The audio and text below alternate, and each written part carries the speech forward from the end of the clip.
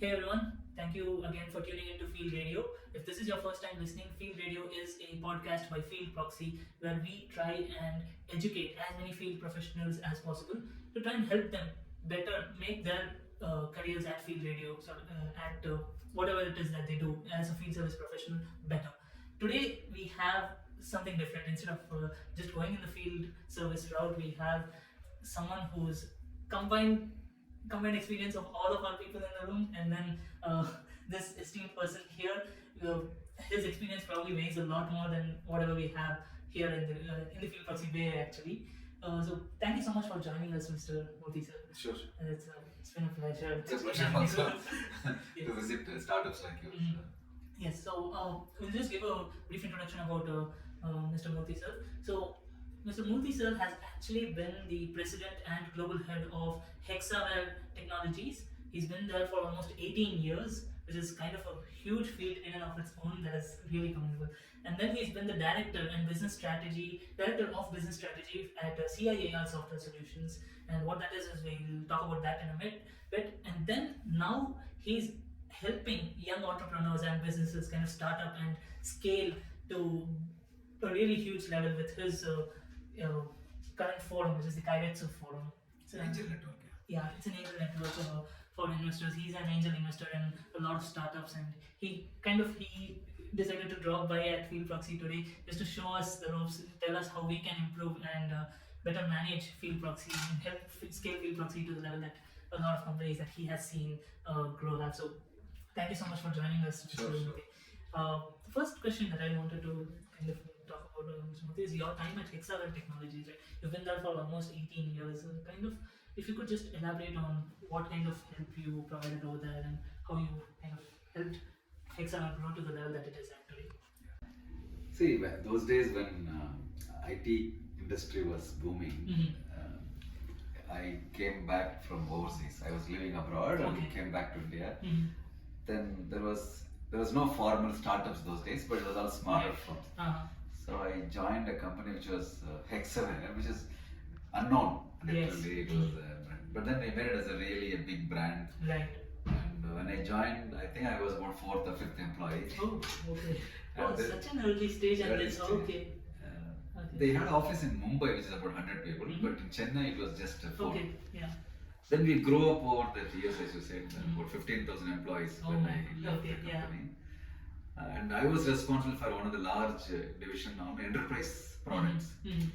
So what Fieldproxy is a enterprise software for a specific segment. Yes.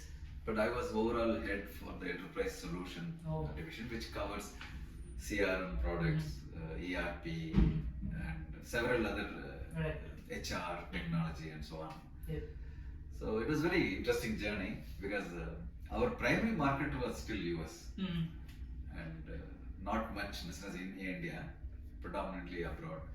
So I used to travel very frequently to meet customers, convince them that work can be done in India. Right. And then it was a lot of reassurance to be given by visiting them. Right.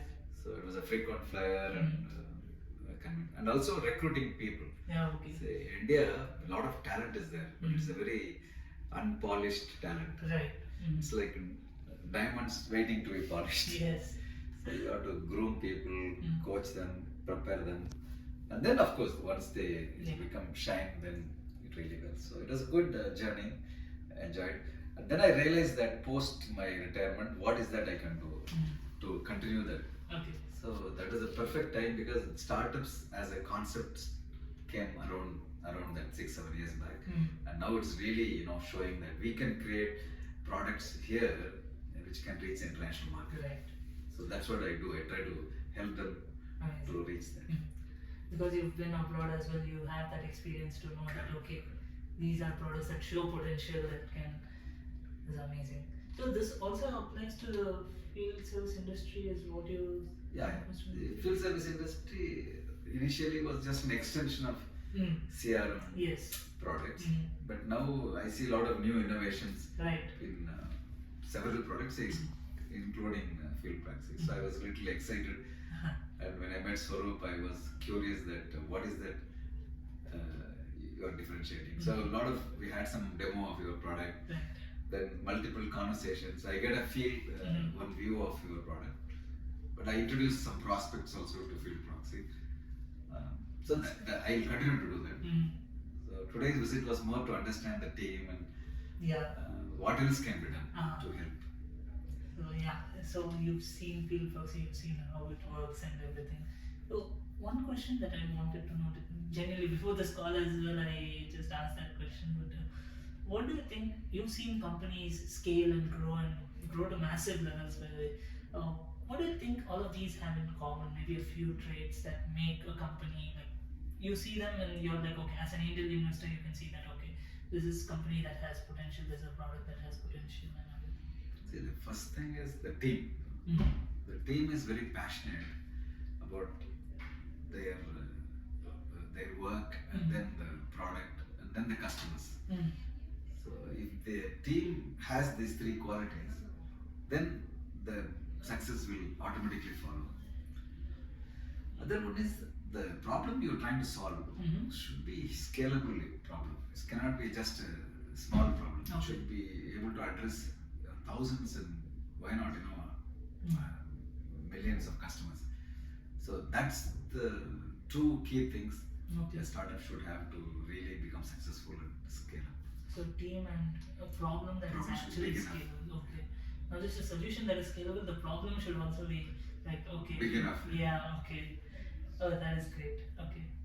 So like I said, you've seen Fieldproxy and how so what do you think we can do to help these field service professionals? How big do you think this problem is and how do you think we can tackle this maybe like 1 year, 2 year, 5 years down the line? What do you think we can do now to improve our reach? See, the question should be more addressed to the field staff. If you meet a lot of field workers, they are the most struggling in terms of on the field. Okay. Either it could be a lack of information or it could be a communication between them and their managing office. So there are several problems they are going through. In spite of all this, they are getting the sale or they are getting the service done. So the more you go closer to the customer and understand their issues better, obviously your product will become enriched. Right.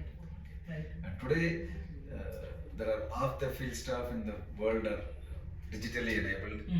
Half the team is not digitally enabled. Right. So your product may have to address both, right? So there are some software which does this offline and then connect back to online mode. Right. There are a lot of rural areas and semi-urban areas where there is no connectivity. So Fieldproxy should think about addressing both type of people. Yeah. Or the same person, half of their day they may be connected, half of the day they may not be connected. Right.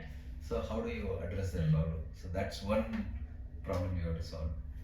Second is if you are going to go beyond India and address other regions, you have to pick your region, which region you want to go next. Could be Middle East, could be Asia, could be US. So there are a lot of country or region specific requirements. So if you can gather that and address those, then that also helps you to grow fast. Okay, got it. So going towards one market, asking them what their problems is and then looking at ways that we can solve them is what you're saying. Okay, great. And the markets where there is not full connectivity, like I told you about India itself, rural and some area. Yeah. There are a lot of African countries also there is not full connectivity. Okay. So there are less developed countries also have the same problem, but they don't have connectivity. Okay. So you have to address that part also. Great. I believe that is like the limited amount of questions that we had for you, Mr. Moorthi. But what do you think what are your plans for like the next 1-2 years? How many startups do you think? What kind of startups are you interested in? I believe you were clearly interested in Fieldproxy and learning how it does and everything. We are sure to reach out to you for guidance and everything. But what kind of startups do you plan on helping in the future? See, one is individual guidance is what I'm doing now for a few startups. But I want to build a framework and give some kind of orientation so that the startups can use that framework to manage themselves, because you can't be hand-holding for too long. Right. So my dream is to have a system by which they can help themselves after some time, after initial, and also connect them with other parts of the ecosystem.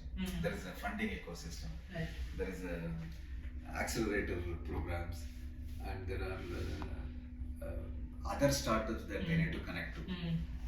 So if I'm able to create a framework to help them connect in all these three parts of the ecosystem, that's what is my plan for the next. So you are like the dream investor for many companies, sir, because many investors, all they do is they just like put the money and fly away.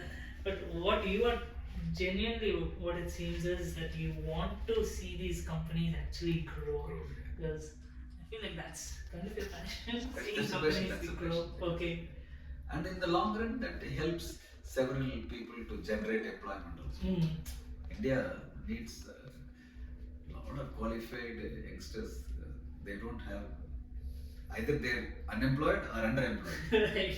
So the larger dream is that social reach out. So startups could be the best vehicle through which talent can be leveraged, and of course it results in better quality of life for all of us. Right.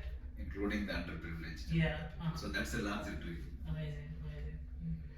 More visionaries like this. I believe people who are listening to this podcast as well, they will be like, okay, there are people in India who actually want to help other people grow and go to a stage in life where they would want to help. This is like kind of like a pyramid thing where you help two people, another two people will help another two people. That is an amazing goal, sir. Well, thank you so much for taking some of your valuable time to appear on this podcast. We're sure to take away a lot more learnings from you. And any last words for the listeners? No, I think the message that carried today is that empower people. Right. How in whatever way you can. And some have wisdom, some have knowledge, some have technology. So there are different ways to empower people. The more you empower people, then you get a lot of happiness as well as they get a lot of growth. So that's my. Both just benefit together. Yeah. Amazing. Well, thank you so much for appearing on the show, sir. And enjoy visiting. We'll sure, whenever you're in Chennai, we would love to host you again on the podcast. We would love to have you on the show back again. And to anyone who's listening, thank you so much for staying in tune. Like I said, maybe we'll link Mr. Moorthi's LinkedIn profile on the show as well. You guys can reach out to him if any. I'm sure he loves to help out people. He's a really kind person. He's a really humble person. For all the experience that he has, the amount of learnings that he has given us, he's a really humble person. And be sure to reach out to him if you have any questions. He would love to help you out. I'm sure. Thank you so much for listening to this podcast. We'll catch you in the next one. Thank you.